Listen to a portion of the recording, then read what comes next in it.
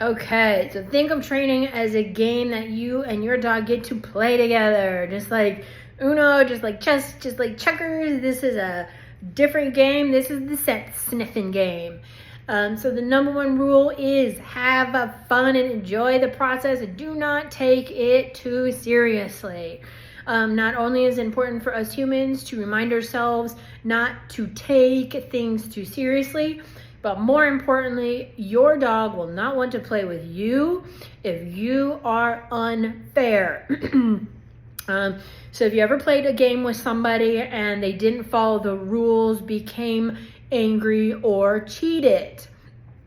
Have you ever played with somebody who kept stealing all the money at Monopoly?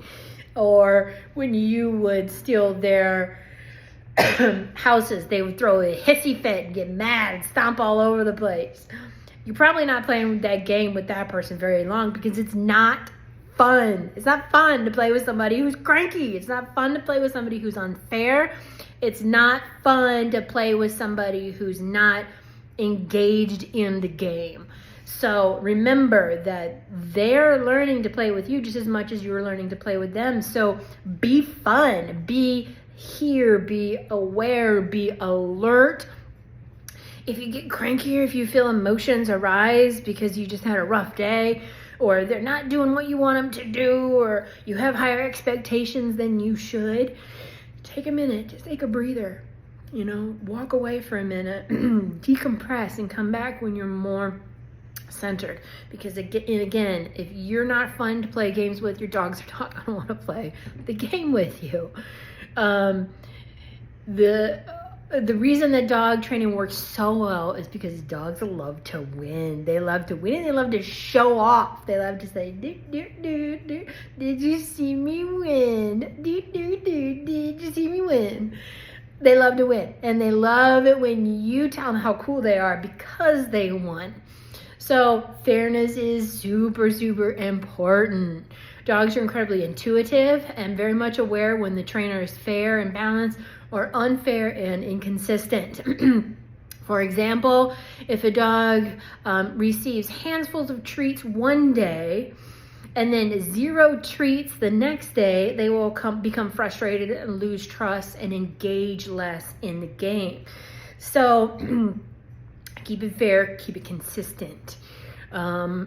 Dogs like knowing the rules. They like to know their boundaries. They're going to test you in the beginning, but be consistent, be fair, follow the videos, and they'll stop testing the rules. But I promise you they will at some point. They're going to test the boundaries of the game. Again, they're going to try to come up and just take the food directly out of the food bowl. Why would I go through all this game if I can just grab the food right there? But you're going to teach them, nope, that's not an option. We're going to put the food up. So just be conscious when you see your dog coming over for the whole food bowl, that you take that food bowl and you put it up somewhere that they can't get to it. They don't knock it out of your hands. Otherwise, they have just cheated at the game and they have won in their brains. But next time they're going to want to play that game, the game that they created, as opposed to the game that you're teaching them. And the more they test the boundaries, they learn that the way that we play is this way that you're teaching them, they're going to really start to enjoy the process. They're going to say, oh, this is actually a cool game. It's really fun. Let's keep playing. So just have fun and remember to be consistent, follow the rules. And review your emotions and game plan prior to training.